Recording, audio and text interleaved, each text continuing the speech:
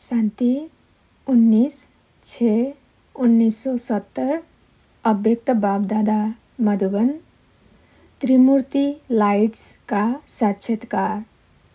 त्रिमूर्ति lights का साक्षात्कार।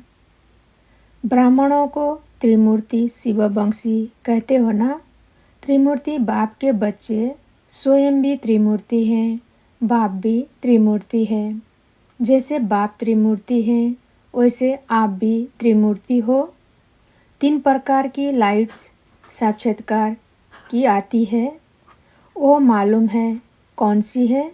जो ब्राह्मणों के 3 प्रकार की लाइट्स साक्षात्कार होते रहते हैं। आप लोगों से लाइट का साक्षात्कार होता मालूम पड़ता है।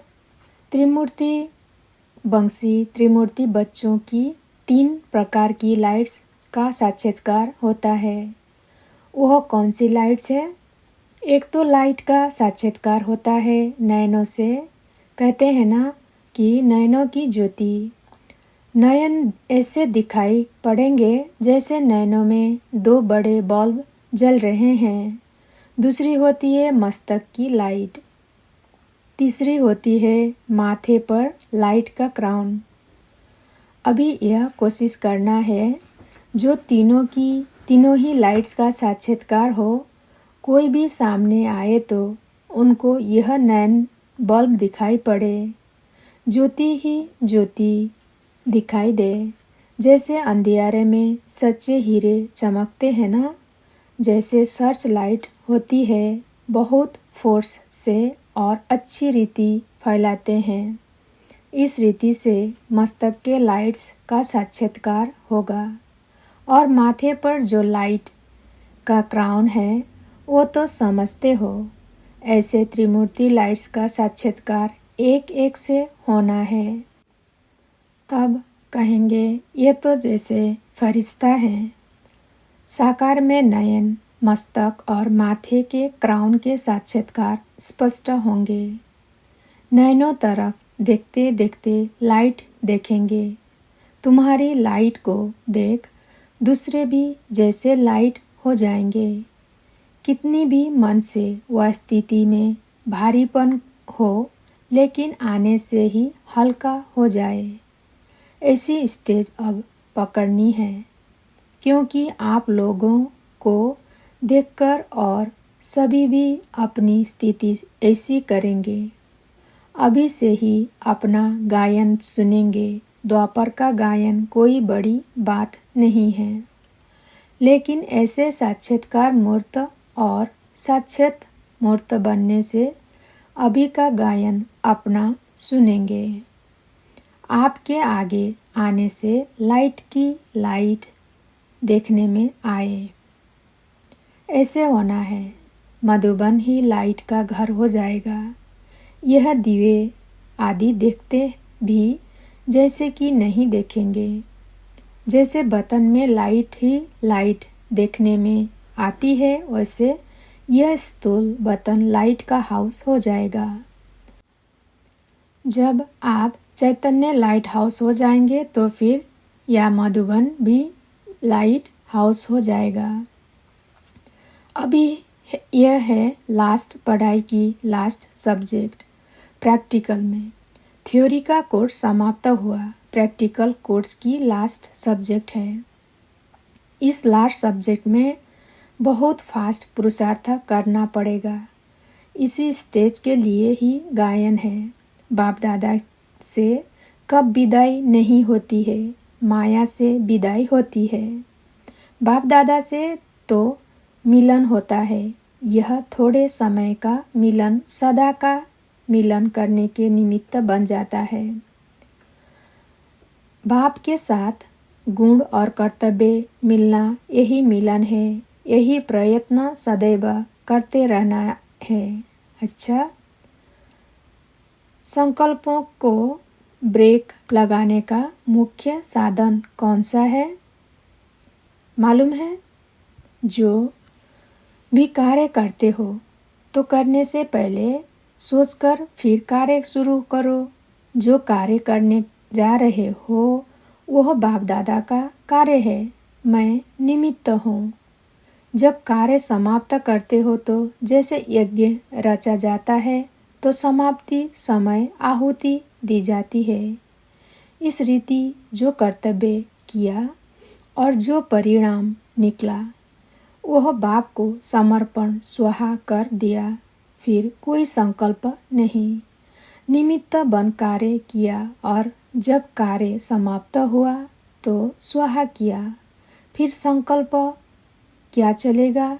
जैसे आग में चीज़ डाली जाती है तो फिर नाम निशान नहीं रहता, वैसे हर चीज़ की समाप्ति में संपूर्ण स्वाहा करना है। फिर आपकी जिम्मेवारी नहीं, जिसके अर्पण हुए फिर जिम्मेवार वो हो जाते हैं। फिर संकल्प काहे का? जैसे घर में कोई बड़ा होता है तो जो भी काम किया जाता है तो बड़े को सुनाकर खाली हो जाएंगे। वैसे ही जो कार्य किया, समाचार दिया, बस अव्यक्त रूप को सामने रख यह करके देखो। जितना जो सहयोगी बनता है उनको एक्स्ट्रा सहयोग देना पड़ता है।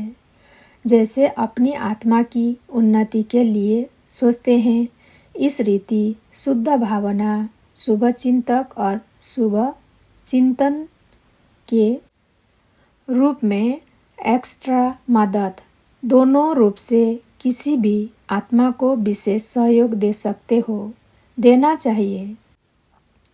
इससे बहुत मदद मिलती है। जैसे कोई गरीब को अचानक बिगर मेहनत प्राप्ति हो जाती है, उस रीति जिस भी आत्मा के प्रति एक्स्ट्रा सहयोग दिया जाता है वह आत्मा भी महसूस करती है हमको विशेष मदद मिली है।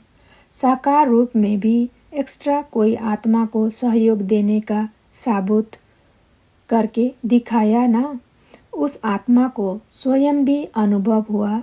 यह सर्विस करके दिखानी है। जितना जितना आप सूक्ष्म में होते जाएंगे उतना यह सूक्ष्म सर्विस भी बढ़ती जाएगी।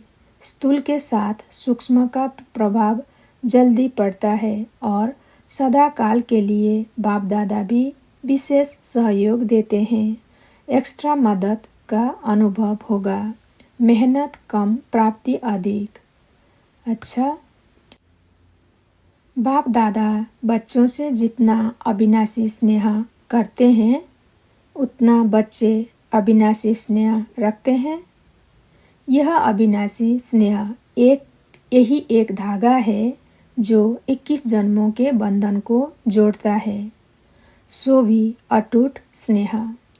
जितना पक्का धागा होता है उतना ही ज़्यादा समय चलता है। यह संगम का समय 21 जन्मों को जोड़ता है।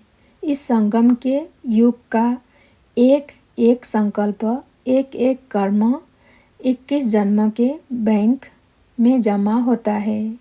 इतना अटेंशन रखकर फिर संकल्प भी करना, जो करूँगा वह जमा होगा।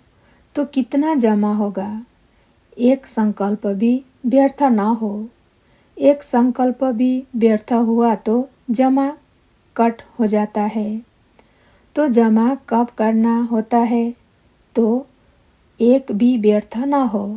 कितना पुरुषार्थ करना है, संकल्प भी व्यर्थ न जाए। समय तो छोड़ो, अब पुरुषार्थ इस सीमा पर पहुंच रहा है। जैसे पढ़ाई दिन प्रतिदिन ऊंची होती जाती है तो यह भी ऐसे है। बड़े क्लास में पढ़ रहे हो ना? अच्छा, ओम शांति।